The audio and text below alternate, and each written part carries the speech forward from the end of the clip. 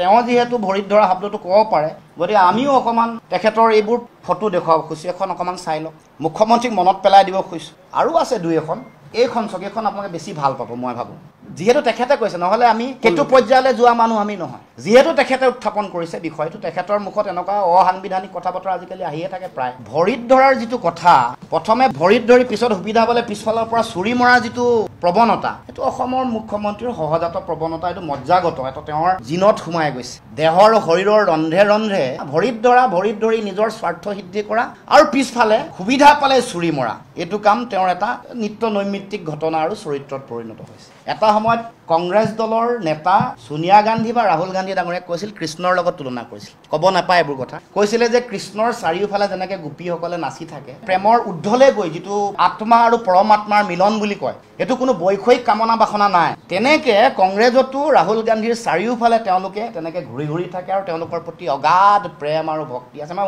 মনত পেলাই দিছোঁ তেওঁ কোৱা কথা, কোট আনকোট।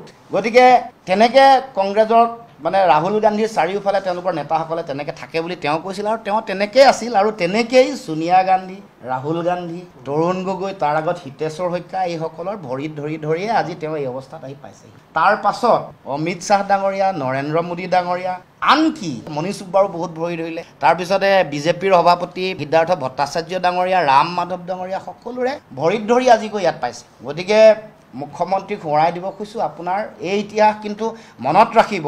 আপুনি যোৱাকালি কৈছে মোৰ ছবিখন আপোনাৰ চাবলৈ ভাল নালাগে, মই কৈছোঁ শুনক, মোৰ ছবি চাবলৈ এনেও ভাল নালাগিব, কাৰণ আপুনি ভৰিত ধৰিয়ে গোটেই জীৱন পৰিক্ৰমা ৰাজনীতি কৰিছে। মেৰুদণ্ড পোনাই থকা মানুহৰ ছবি দেখিলে আপোনাৰ এনেও লাজোৰ লাগে, দুখো লাগে। গতিকে আপুনি জীৱনত মেৰুদণ্ড পোনাই জীয়াই থাকিবলৈ শিকা নাই, জীয়াই থাকিব নোৱাৰে। মই অসম চিকিৎসা মহাবিদ্যালয় আৰু গুৱাহাটী চিকিৎসা মহাবিদ্যালয়ৰ শৈল যিসকল চিকিৎসক তেওঁলোকক কৈছোঁ যে অসমৰ মুখ্যমন্ত্ৰীৰ মেৰুদণ্ড আছেনে নাই অকণমান পৰীক্ষা নিৰীক্ষা কৰি চাব। অসমৰ মুখ্যমন্ত্ৰীয়ে সংবাদ মাধ্যমৰ আগত এটা বিষয় উত্থাপন কৰিছে, যিটো বিষয় আচলতে এটা অসাংবিধানিকেই, যে ভৰিত ধৰি আমি কাম কৰিছোঁ। তেওঁ যিহেতু ভৰিত ধৰা শব্দটো ক'ব পাৰে, গতিকে আমিও অকণমান তেখেতৰ এইবোৰ ফটো দেখুৱাব খুজিছোঁ, এখন অকণমান চাই লওক। মুখ্যমন্ত্ৰীক মনত পেলাই দিব খুজিছোঁ। আৰু আছে দুই এখন, এইখন ছবিখন আপোনালোকে বেছি ভাল পাব মই ভাবোঁ, যিহেতু তেখেতে কৈছে, নহ'লে আমি সেইটো পৰ্যায়লৈ যোৱা মানুহ আমি নহয়। যিহেতু তেখেতে উত্থাপন কৰিছে বিষয়টো, তেখেতৰ মুখত এনেকুৱা অসাংবিধানিক কথা বতৰা আজিকালি আহিয়ে থাকে প্ৰায়।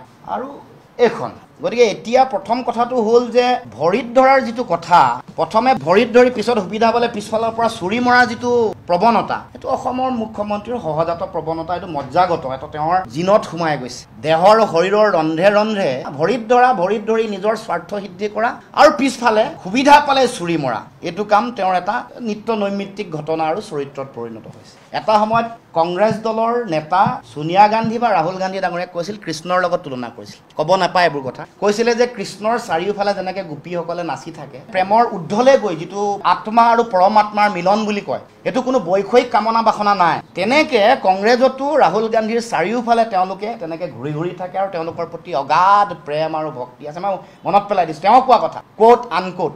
গতিকে তেনেকৈ কংগ্ৰেছৰ ৰাহুল গান্ধীৰ চাৰিওফালে তেওঁলোকৰ নেতাসকলে তেনেকৈ থাকে বুলি তেওঁ কৈছিল, আৰু তেওঁ তেনেকেই আছিল। আৰু তেনেকেই ছোনিয়া গান্ধী, ৰাহুল গান্ধী, তৰুণ গগৈ, তাৰ আগত হিতেশ্বৰ শইকীয়া, এইসকলৰ ভৰিত ধৰিয়ে আজি তেওঁ এই অৱস্থাত আহি পাইছেহি। তাৰ পাছত অমিত শ্বাহ ডাঙৰীয়া, নৰেন্দ্ৰ মোদী ডাঙৰীয়া, আনকি মনীষ ছুব্বাৰো বহুত ভৰি ধৰিলে। তাৰপিছতে বিজেপিৰ সভাপতি সিদ্ধাৰ্থ ভট্টাচাৰ্য ডাঙৰীয়া, ৰাম মাধৱ ডাঙৰীয়া, সকলোৰে ভৰিত ধৰি আজি গৈ ইয়াত পাইছে। গতিকে মুখ্যমন্ত্ৰীক সোঁৱৰাই দিব খুজিছোঁ, আপোনাৰ এই ইতিহাস কিন্তু মনত ৰাখিব।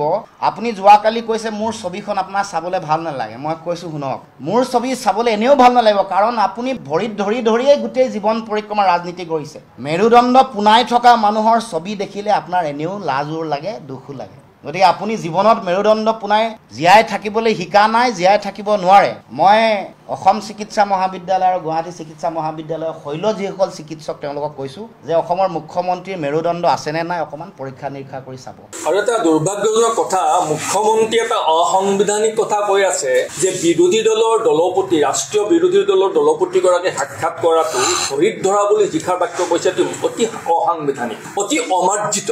ভাৰত ৰাষ্ট্ৰৰ বিৰোধী দল দলসমূহৰ দলপতিজন এটা সাংবিধানিক পদবী অসমৰ নিমাতী কন্যা সাংসদসকলে মুখ্যমন্ত্ৰীয়ে নিজৰ দায়িত্ব পালন কৰিব নোৱাৰিলে অসমৰ মুখ্যমন্ত্ৰীয়ে অসমৰ বিজেপিয়ে দিল্লীৰ নৰেন্দ্ৰ মোদী আৰু অমিত শ্বাহক সৈমান কৰাই অসমৰ জাতীয় জীৱনৰ সমস্যাসমূহ সমাধান কৰিব নোৱাৰিলে সেইবাবে আমি বিৰোধী দলৰ দলপতিক আমি সাক্ষাৎ কৰিবলৈ গৈছো আৰু বিৰোধী দলসমূহে ভাৰতবৰ্ষৰ মুঠ ভোটাৰৰ প্ৰায় 60% ভোটাৰৰ প্ৰতিনিধিত্ব কৰি আছে এই কথাটো পাহৰি যাব নালাগে বিৰোধী দলক বাদ দি গণতন্ত্ৰ সফল নহয় কিন্তু বিৰোধী দলৰ দলপতিজনক লগ পোৱাটো সম্পৰ্কত ইমান অসাংবিধানিক অমাৰ্জিত শব্দ প্ৰয়োগ কৰাটো অতি নিন্দনীয় আৰু অতি দুৰ্ভাগ্যজনক এতিয়া শৰণাপন্ন কাককৈ সভাপতি দেখুৱালে মই স্বাভিমান কাককৈ সেইটো ফটো দেখাই দিওঁ স্বাভিমান এইটো কয় মেৰুদণ্ড কোনাই থিয় হৈ থকাটো স্বাভিমান বুলি কয় গতিকে এই স্বাভিমানেৰে দিল্লীৰ নেতৃত্বৰ সন্মুখত যিদিনাখন হিমন্ত বিশ্বময় থিয় দিবলৈ সাহস কৰিব সেইদিনাখন অসমৰ জাতীয় সমস্যা সমাধানৰ পথ মুকলি হ'ব